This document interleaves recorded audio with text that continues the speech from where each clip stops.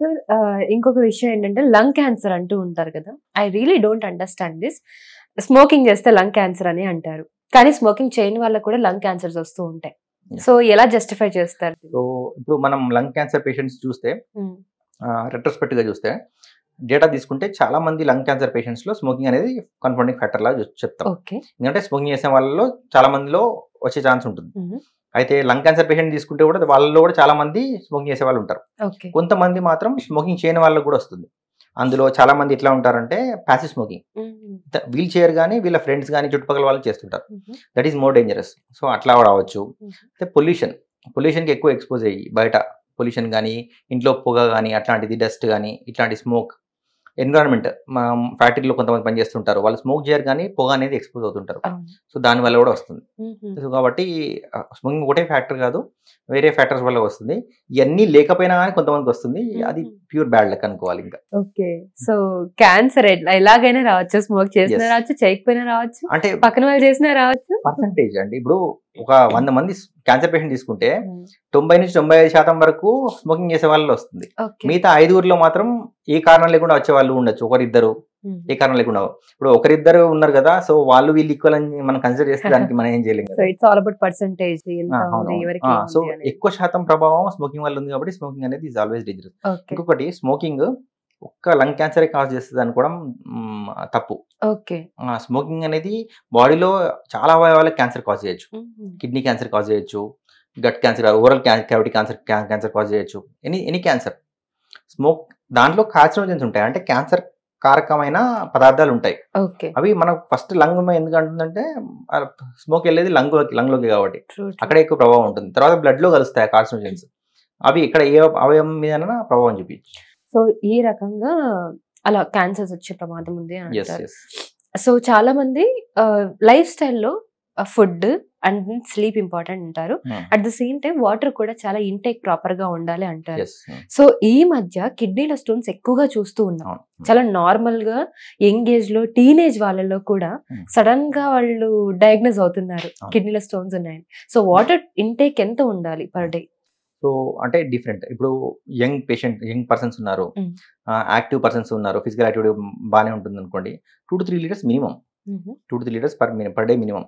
అదే ఇప్పుడు elderly patients ఉన్నారు, హార్ట్ ప్రాబ్లం ఉన్న పేషెంట్స్ ఉన్నారు, కిడ్నీ ప్రాబ్లం ఉన్న పేషెంట్స్ ఉన్నారు అనుకోండి, వాళ్ళ డిస్ఫంక్షన్ ఎంత ఉంది, హార్ట్ ఎంత పని చేయట్లేదు, కిడ్నీ ఎంత పని చేయట్లేదు అని దాన్ని బట్టి 1.5 లీటరా 1 లీటరా, కొంతమందికి 700 ml కూడా తీసుకోవాలి రోజుకి. సో డిసీజ్ హార్ట్ కానీ కిడ్నీ కానీ ప్రాబ్లం ఉన్న వాళ్ళలో వాటర్ కంటెంట్ అనేది తక్కువ తీసుకోవాలి. అది డాక్టర్ చెప్తారు మీకు ఎంతవరకు అలౌడ్ అనేది. సో పర్సన్ బట్టి కూడా ఉంటుందా వాటర్ పర్సన్. సో ఇప్పుడు మనము బయట ఎండలో తిరిగే పని ఎక్కువ ఉందనుకోండి, వాటర్ ఇంటేక్ ఎక్కువ అవసరం పడుతుంది. So more than 2 to 3 litres తీసుకోవాలి daily. Minimum 2 or maximum up to 4 to 5 litres కూడా తీసుకోవచ్చు, depends upon your physical activity. ఎండలో తిరిగాము, ఎక్కువ వర్క్ చేస్తున్నాం, ఫిజికల్ వర్క్ చెమటలు ఎక్కువ పెడుతున్నాయి, సో అప్పుడు తీసుకోవాలి. ఇప్పుడు చాలా మంది కనీసం ఒక 1 లీటర్ ఆఫ్ వాటర్ కూడా తాగట్లేదు పర్ డే. దానివల్లే కారణం కిడ్నీ స్టోన్స్ అని రావడము. హైడ్రేషన్ ఎక్కువ ఉంటే అక్కడ కాల్షియం డిపాజిషన్, ఆక్సిలేట్ డిపాజిషన్ అనేది జరగదు. నాట్ ఓన్లీ కిడ్నీ స్టోన్స్, ఇంకా ఎలా హెల్ప్ అవుతుంది సార్ వాటర్ తాగడం? వాటర్ అనేది చాలా ఇంపార్టెంట్ అండి.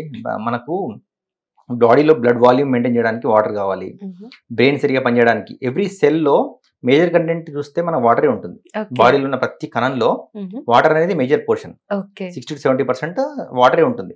సో కాబట్టి ఆ వాటర్ లో మనం సెల్స్ లో ఉన్నప్పుడు చెత్త అనేది ఫామ్ అవుతుంటుంది, waste materials. So metabolic by products అంటాం. సో అవన్నీ క్లియర్ చేయాలంటే వాటర్ అనేది వెళ్తుండాలి, లోపలికి వెళ్తుండాలి, బయటికి వస్తుండాలి. ఎలక్ట్రోలైట్స్ కానీ అనవసరమైన ప్రొడక్ట్స్ అన్ని బయటికి వస్తుండాలి. సో ఇది క్రమంగా జరుగుతుంటది. వాటర్ అనేది బాగా తీసుకుంటేనే కరెక్ట్ వస్తుంది.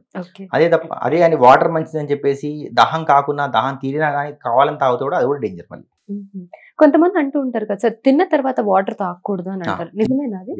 తిన్న తర్వాత వెంటనే తాగకూడదు, ప్లస్ తినేటప్పుడు కూడా తాగకూడదు. అయితే కొంతమంది తింటూ తాగుతూ ఉంటారు ఒక పక్కన. ఎందుకంటే మనము వాటర్ కరెక్ట్, అంటే మనకు బాడీలో హైడ్రేషన్ సరిగ్గా లేదనుకోండి, తినేటప్పుడు ముద్ద దిగదు, గొంతులో అంతా తడి ఆరిపోతుంది, డ్రై అయిపోతుంది, మింగడానికి ఇబ్బందిగా అనిపిస్తుంది. అప్పుడు వాటర్ మనం ఫ్రీక్వెంట్గా తాగుతుంటాం. అయితే దాన్ని అవాయిడ్ చేయాలంటే ఏం చేయాలంటే, తినే హాఫ్ అన్ అవర్ ముందు ఒక 1 గ్లాస్ కానీ 1.5 గ్లాస్ కానీ వాటర్ తీసుకోవాలి ఎవ్రీ టైం. తినే హాఫ్ అన్ అవర్ ముందు, 45 minutes ముందు గుర్తుపెట్టుకొని 1.5 గ్లాస్ వాటర్ తాగామనుకోండి, తినేటప్పుడు దాహం వేయదు, గొంతు తడ ఆరదు. సో గుట్కా అనేది ఈజీగా పడుతుంది. ప్లస్ తిన్న తర్వాత కూడా గొంతు తడుపుకోవడానికి కొన్ని వాటర్ తాగొచ్చు, తాగేసి వదిలేయాలి. ఇంకా దాహం అంతా వేసినా కానీ కొంచెం ఓర్చుకోవాలి. ఒక 1 to 1.5 hours తర్వాత తిన్న తర్వాత, ప్రిఫరబుల్లీ 2 hours తర్వాత అప్పుడు మీరు ఇష్టం, మీ ఎంత వాటర్ తాగితే అంత వాటర్ తాగండి. ఎందుకు అంటే తిన్న తర్వాత ఏమవుతుందంటే మన బాడీలో యాసిడ్ అనేది ఉంటుంది పొట్టలో. తిన్న ఫుడ్ ని ఆ యాసిడ్ అనేది కలిసి డైజెస్ట్ చేయడానికి ప్రక్రియ అనేది స్టార్ట్ అవుతుంది అన్నట్టు. సో ఇప్పుడు మనం వాటర్ ఎక్కువ తీసుకున్నాం అనుకోండి, యాసిడ్ డైల్యూట్ అయిపోతుంది. సో ఫుడ్ అరగదు, గ్యాస్ ఫామ్ అవుతుంది ఎక్కువ, పొట్ట ఉబ్బిపోవడము, ఎక్కువ గ్యాస్ ఫామ్, తేన్పులు రావడము, ఇలా వస్తుంది అన్నట్టు. Okay sir, thank you so much for the information. So చూసారు కదా, ఇది వాటి మన ఇంటర్వ్యూ. మళ్ళీ ఇంకొక మంచి ఇంటర్వ్యూతో మళ్ళీ మేము ఉంటాను. Thank you so much for watching and keep watching hit TV for more updates. Hit TV app, ఇందులో short news, live news, entertainment shows, movies, digital magazines తో పాటు మీ జిల్లా వార్తలను కూడా ఫ్రీగా చూడొచ్చు. అంతేకాదు కేజీ నుంచి పీజీ వరకు విద్యార్థులకు స్కాలర్షిప్ కూడా అందిస్తున్నాం. ప్రతి వారం 10 మందికి లక్కీ డ్రా ద్వారా ఒక్కొక్కరికి 10,000 రూపాయలు అందిస్తున్నాం.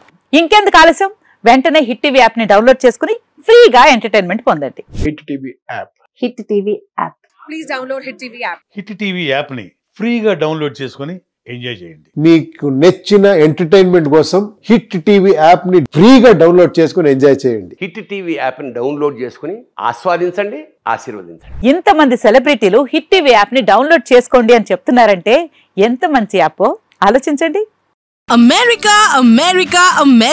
అమెరికాలో చదవాలనుకునే వాళ్ళకి విశ్వసనీయమైన పేరు మన శౌర్య కన్సల్టెన్సీ.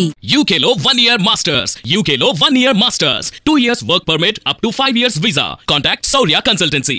Contact 89851 89851.